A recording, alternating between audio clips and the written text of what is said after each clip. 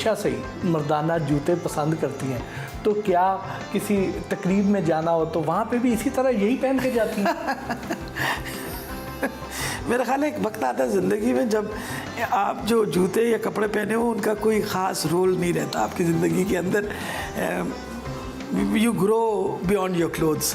वो कहते हैं ना, आप अपने कपड़ों से बहुत आगे निकल चुके होते हैं। जूते, आरामदेह जूते जो हैं वो तो जब से मैंने पढ़ाना शुरू किया, तो जब मैंने अपनी पहली ट्रेनिंग ली थी पढ़ाने की, मेडिकल टीचर्स की ट्रेनिंग ली थी, और मुझे याद है अभी तक मैं इंग्लैंड से ये ट्रेनिंग ली थी, जो पहला सबक पढ़ाया गया था वो ये कहा था कि जब पढ़ाने जाओ तो जूते हमेशा कंफर्टेबल होने चाहिए। एकदम खड़े होकर क्लास में पढ़ाना है और आपके जूते कंफर्टेबल होने चाहिए। तो मैंने उस दिन से तय कर लिया कि भाई ये फैशन वैशन अपनी जगह, मैं पहले उस्तानी हूँ फिर कुछ और हूँ। So as a medical teacher I started wearing joggers from day one. और फिर वो बल्कि बच्चे हमेशा ऐसा करते थे, कोई पूछते था कि ना कौन सी डॉक्टर यास्मीन, कहते हैं वो जो जॉगर पहन के फिरती है। आप पाकिस्तान की रिवायती जो ख़वातीन सियासतदान हैं उनकी तरह ना ब्रांडेड पर्स आप लेती हैं, ना ब्रांडेड जूते पहनती हैं, ना ब्रांडेड ग्लासेस। तो आजकल की जो ख़वातीन हैं वो तो ज़्यादातर इन चीज़ों पे फोकस रखती हैं। मेरा अपना ही ब्रांड है, मैंने ज़रूर कोई ब्रांड इस्तेमाल करना है। बेसिकली असल में मुझे इन चीज़ों का कभी शौक़ नहीं रहा। I have never been interested in these things कि भाई इंसान अपना उस पर अपनी नुमाइश के ऊपर अपना उस चीज़ों पे बहुत पैसे खर्च करें।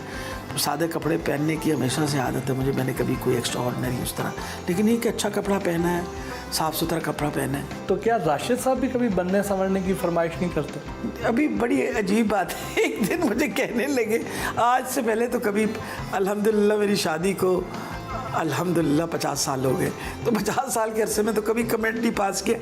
तो अभी कुछ मेरा ख्याल है चंद माह पहले की बात है, मेरा ख्याल है दूसरा कि तीसरा दिन था, मैंने कोई सब्ज़ रंग का जोड़ा पहना। तुम बैठे हुए कुर्सी पे कहते हैं पिछले दिन 2-3 दिन तो तेनू है कोई बहुत ज़्यादा सब्ज़ जोड़े मिल गए ना बार बार। That was his only comment, वरना वो ऐसे ही मतलब इस तरह की कभी कमेंट नहीं उन्होंने पास किया। मतलब नेचुरली एज माय हस्बैंड वो चाहते हैं कि भाई अच्छे कपड़े पहनूँ, अच्छी सब वो साफ़ सुथरा इंसान को, लेकिन वो खुद भी इस तरह की बड़ी सादे तबीयत के। किसी फंक्शन में जाना हो तो आमतौर पे बेटियां जो हैं वो माओ के पीछे पड़ी होती हैं कि नहीं ये करें, ये पहने, इस तरह का ड्रेसअप हो, ये मेकअप करें, ये, तो वो भी नहीं कहती? नहीं, कोई भी नहीं कहता। कभी कभी मेरी दरमियानी बहू या बड़ी बहू कह लेती है कि अम्मा आज खुदा के लिए कोई रंग ही पहन लीजिए, कम से कम सफ़ेद कपड़े तो ना पहनिए। मतलब ठीक है, देखिए मैं बिल्कुल फ़ैशन के मुखालिफ नहीं हूँ। जिन लोगों को शौक़ है और अच्छी बन सवर के बच्चियाँ अच्छी लगती हैं, बहुत अच्छी लगती हैं, पर मेरा ख्याल है शायद मैंने ज़िंदगी में मेरे पास कुछ इतना अफरा तफरी मची रही।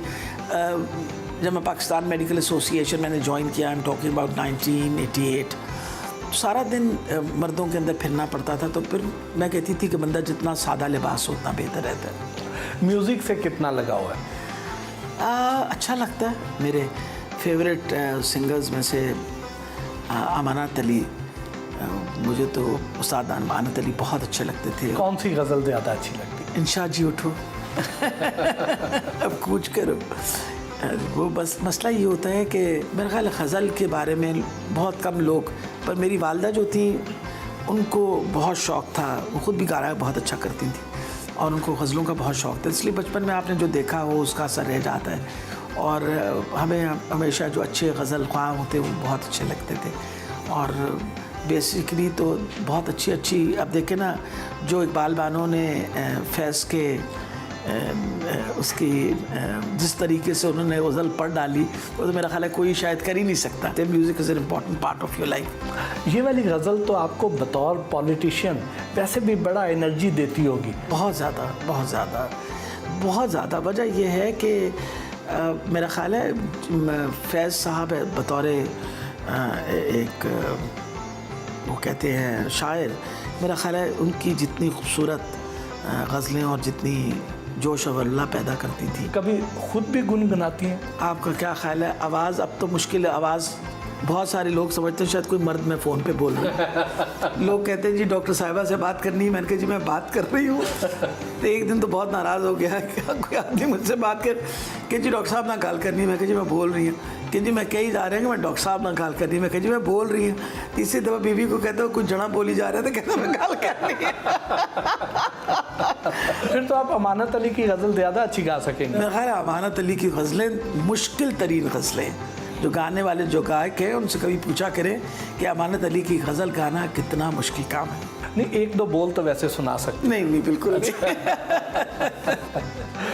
2-3 शेर उसके। मेरा ख्याल है कि कोई इस तरह शेर मुझे तो याद नहीं है, लेकिन एक जो शेर मुझे बहुत दिल को लगता है वो तो है पंजाबी का जी। वो कहते हैं जी कुछ उंज भी रावां औखियां सन, कुछ गल विच खमदा तौक भी सी, कोई शायद लोग भी जालिम सन, कोई सानू मरण दा शौक सी। ये हमारी ज़िंदगी है, इसको मैं अपनी ज़िंदगी कहती हूँ कि इंसान हर वक्त इसी काम में लगा रहता है। फिल्में किस किस्म की अच्छी लगती हैं? Science fiction. मेरा ख्याल है जितनी मैं साइंस फिक्शन एंजॉय करती हूँ शायद ही कोई और फिल्म एंजॉय करती हूँ। देखने का टाइम मिल जाता है? निकालती हूँ टाइम, मैं शौक से देखती हूँ। वजह यह है कि अगर कोई नई फिल्म आए जो पर्टिकुलरली जैसे टर्मिनेटर की सारी सीरीज़, स्टार ट्रैक की, फिर उसके बाद स्टार वॉर्स की, कोई सीरीज़ नहीं मैंने छोड़ी, because I enjoy those movies, the world of fantasy. लेकिन आज अगर आप देखिए, मुझे अभी तक याद है मैं जब बचपन में कॉमिक्स पढ़ा करती थी, तो उस कॉमिक में था क्या रॉकेट टू द मून और 8000 leagues under the sea, Jules Verne की कहानियाँ थी, और वो देखें वो सच साबित हुई। कहाँ आप चांद के ऊपर भी पहुँच गए, और कहाँ आप जूलियस वर्न जो है, अभी वो डैन ब्राउन की ओरिजिन है, तो उसके अंदर किताब में ये लिखा हुआ है कि किस तरह इंसान जो हैं उनके अंदर मशीनें जो हैं वो शामिल होने शुरू हो जाएंगी, और आधी मशीन और आधा इंसान रह जाएगा। तो वक्त आ गया है उसी तरीका। देखिए ना आप, अव्वल तो हाथ में वो जो हम लोगों ने उठा रखा होता है मोबाइल, आजकल लगता है कि वो आपकी हाथ की एक्सटेंशन। अब देखें पेस मेकर्स हैं हार्ट के अंदर रखने के लिए, सारा this is a part of it. Prosthetic limbs है, मेरे अपने 2 घुटने जो हैं वो दोनों प्रोस्थेटिक्स हैं, बिकॉज मेरी अपना ट्रांसप्लांट हुआ है, नी ट्रांसप्लांट हुआ है। So gradually over the years evolution, वो चीज़ें जो आप साइंस फिक्शन में देखते थे, मुझे अभी तक याद है स्टार ट्रैक जब मैंने पहली दफ़े देखी थी, मैं 1966-67 की बात कर रही हूँ, तो उसके अंदर वो देखते थे कि वो स्काई के ऊपर एक दूसरे को देख। Now you see the sky is being done all the time. आप अपने बच्चों के साथ, बच्चे अमेरिका में बैठे हुए, आप यहाँ बात कर रहे हैं, इंग्लैंड में बैठे हुए यहाँ बात कर रहे हैं, तो देखें ना दुनिया कहाँ से कहाँ पहुँच गई। तो मैं साइंस फिक्शन हमेशा मेरी इंटरेस्ट रहा। गवर्नमेंट सर्विस से रिटायर हुई तो सियासत में आ गई, सियासत से रिटायर होंगी तो कहाँ जाएंगी? अल्लाह के पास। उससे पहले रिटायरमेंट नहीं लेंगे? देखिए जब तक तो अल्लाह ताला ने सेहत और ज़िंदगी दी तब तक, क्योंकि मैं देखें एक बात में यकीन करती हूँ, अल्लाह ने आपको दुनिया पे किसी काम के लिए भेजा है और किसी मकसद के लिए भेजते हैं।